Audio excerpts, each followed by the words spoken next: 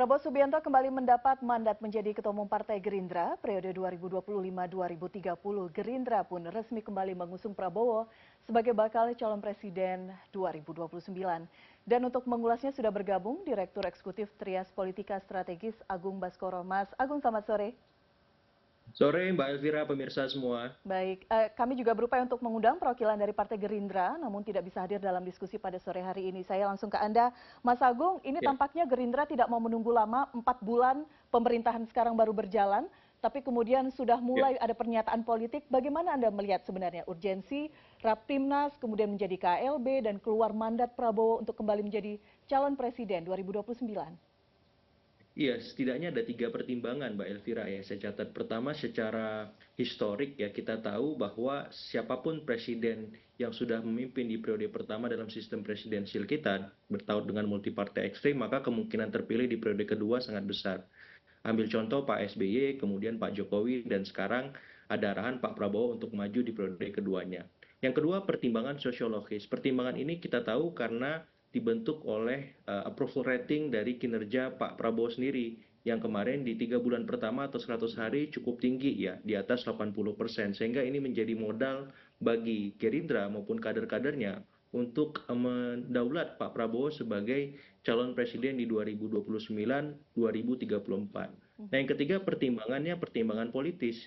Ya, kenapa? Karena kita tahu hari ini Presiden Prabowo dan Gerindra menjadi pemimpin koalisi Indonesia Maju Plus, koalisi mayoritas di parlemen yang ya 80% juga kursinya di parlemen semacam itu, dan itu modal yang cukup solid dan ingin mengirimkan pesan kepada koalisi Indonesia Maju Plus bahwa kita punya capres lagi di 2029 dan tolong jangan cari capres lain Mhm. ya, tolong jangan melirik kandidat yang lain lah karena kita punya sekarang di depan rumah kita, kenapa nggak kita usung kembali Mhm. seperti itu. Jadi daripada mubazir mending kita dorong lagi, kita pastikan sekarang kinerjanya bagus agar di periode kedua kita nggak kesulitan mencari calon presiden. Mhm. Bagaimana calon wakil presidennya? Nah, ini tunggu dulu Mbak Elvira, babaknya masih panjang, seperti itu sebagai pengantar. Baik, daripada mubazir, menarik tadi kata yang dipilih oleh Mas Agung. Berbicara mengenai Kimples sendiri, kita tahu hari ini ada pertemuan di Ya. Hambalang, meskipun katanya konon ini dalam rangkaian HUT Gerindra. Apakah mungkin pesan-pesan ini disampaikan juga?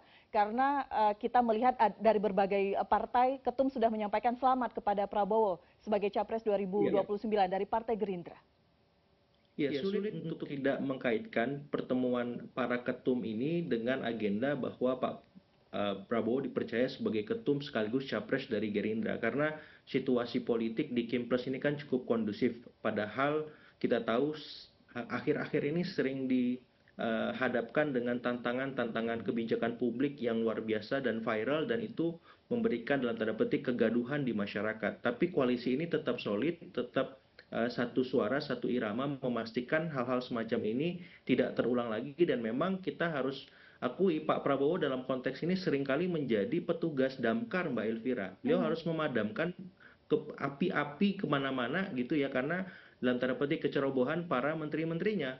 Mhm. Dan pola semacam ini saya kira nggak bisa dilanjutkan terus karena bisa berdampak pada reputasi beliau, approval rating beliau, elektabilitas, sehingga ketika nanti mereka bertemu hal-hal semacam ini perlu dikonsolidasikan ulang, Mhm. disolidkan kembali agar tidak terjadi, dan efeknya bisa di term kedua karena kan di saat yang sama presidensial threshold 20% itu dihapus. Mhm. Nah, ketika dihapus banyak calon-calon penantang Pak Prabowo di luar sana yang mengintip melirik kalau misalkan Pak Prabowo pemerintahannya nggak profesional, nggak maksimal, Mhm. maka mereka punya potensi menjadi lawan terkuat bagi Mhm. Pak Prabowo karena untuk maju dalam Pilpres 2029 nggak susah-susah amat, seperti itu modalnya. Mhm. Tinggal apakah mereka punya partai dan partai mendukung para kandidat tersebut. Di titik inilah pilihan bagi Pak Prabowo ya mau tidak mau harus terus bekerja profesional maksimal setiap harinya. Begitupun dengan para pembantunya. Kalau para pembantunya ini nggak maksimal, nggak profesional, ya Mhm. pilihan berikutnya diganti. Nah, saya Oke. kira ini juga Pak Prabowo ingin mengirimkan pesan tersebut juga supaya apa? Ya ketika beliau sudah profesional, maka menteri-menterinya harus lebih maksimal lagi bekerja. Karena kalau enggak akan menjadi beban bagi Pak Prabowo dalam periode sekarang maupun berikutnya seperti itu. Baik, dan pesan-pesan untuk ayo kerja yang nggak bisa kerja minggir sudah disampaikan oleh Presiden Prabowo beberapa kali di dalam sejumlah Betul, acara. betul. Tapi Mas Agung, kita berbicara mengenai pola seperti ini. Baru kemudian menjabat mendapatkan posisi di pemerintahan, tapi partai kemudian berani langsung mengklaim mengusung presidennya untuk maju di periode kedua. Berbicara mengenai Ya, di era Presiden SBY misalnya, atau Jokowi dengan PDIP-nya di periode betul. awal-awal pemerintahan. Apakah ini pola yang sama atau seperti apa? Iya, bedanya memang waktu itu Pak Jokowi bukan ketum partai, Mbak Elvira. Yang Mhm, kedua, kalau Pak SBY memang kita tahu walaupun beliau bukan ketum partai, memang fungsionaris yang cukup berpengaruh ya. mhm, Tapi pola semacam ini baru pertama juga saya lihat ketika pemerintahan sangat baru berjalan 3 bulan. Memang ada kesan seperti tergesa-gesa mhm, dan agak terburu-buru ya kalau kita cermati lebih jauh karena Pak Prabowo ini kan baru memerintah, kemudian ada banyak dinamika dalam pemerintahannya. mhm, Saya kira memang jangan sampai beliau disibukkan dengan hal-hal yang bukan menjadi prioritas beliau sebagai presiden.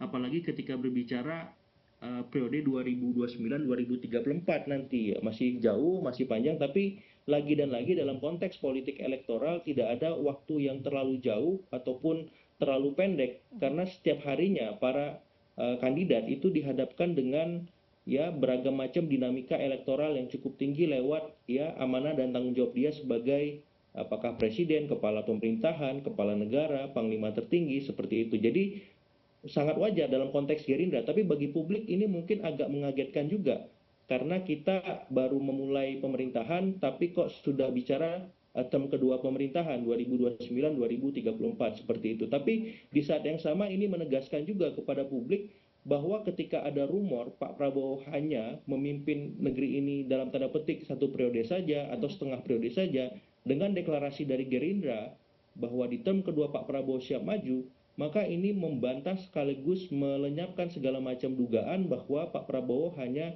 memimpin satu periode saja, Mbak Elvira. Dan ini bagus ketika sehingga ada sustainability ya keberlanjutan pemerintahan, kemudian stabilitas nasional juga oke gitu dan tinggal bagaimana performanya saja.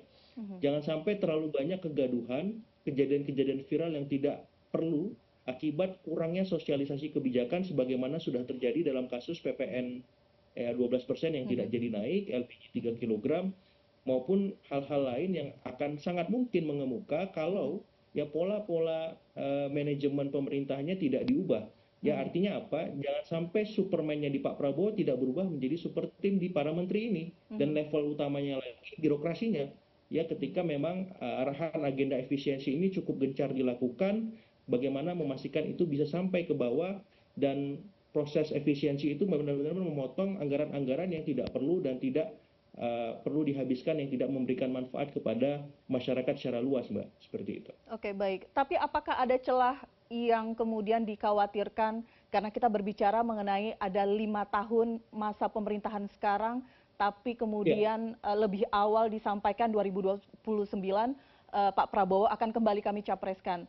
Ada kekhawatiran tidak dari sisi politik dampaknya di kemudian hari? iya, otomatis Pak Prabowo akan mudah ditebak lawan-lawan potensialnya di Pilpres 2029 nanti. Dalam politik kan baiknya kita ketika memang punya hasrat untuk maju kembali dalam Pilpres ataupun perhelatan elektoral yang lain, maka di ujung sebaiknya kita melakukan semacam deklarasi ataupun pengumuman ya kepada publik sehingga lawan maupun kandidat-kandidat potensial lain tidak dengan mudah menebak beragam macam kekurangan dan keterbatasan kita. Tapi memang dalam konteks ini Pak Prabowo sebagai incumbent, arahannya memang diminta dalam sistem kita untuk maju kembali, baik beliau mau atau tidak, secara langsung atau tidak, karena memang beliau punya modalitas yang cukup solid ya dalam segala hal sehingga akan sangat mubazir kalau beliau tidak maju juga, kecuali memang ya ada tsunami politik Mbak Elvira, Hmm, ada mhm, gempa tektonik yang skala besar yang membuat semua ya fondasi-fondasi politik, infrastruktur politik yang dimiliki Pak Prabowo itu luluh lantak dalam tanda petik karena blunder, karena masalah maupun hal-hal yang tidak diinginkan lainnya. Nah, ini bisa dilihat dilirik oleh calon-calon penantangnya sebagai arahan untuk maju dan menjadi penantang serius bagi Pak Prabowo di periode keduanya nanti. Tapi kalau memang tidak ada tsunami politik, gempa tektonik politik yang besar, maka besar kemungkinan Pak Prabowo akan terpilih lagi. Nah, ini Hmm. tinggal bagaimana beliau memastikan kinerjanya, ya performa kabinetnya itu berjalan dengan profesional, optimal, tanpa ada celah, tanpa ada masalah sebagaimana 3 bulan pertama kemarin seperti itu. Baik, bagaimana kemudian 5 tahun ini berjalan, kita tunggu bagaimana kinerja dari pemerintahan saat ini itu kemudian Ya, berpengaruh terhadap approval rating dan langkah seorang Prabowo Subianto untuk maju kedua kali di 2029. Mas Agung, terima kasih analisa Anda, terima sama-sama kasih Mbak waktu Anda Elvira di CNN Fauzan. Indonesia Newsroom. Selamat sore.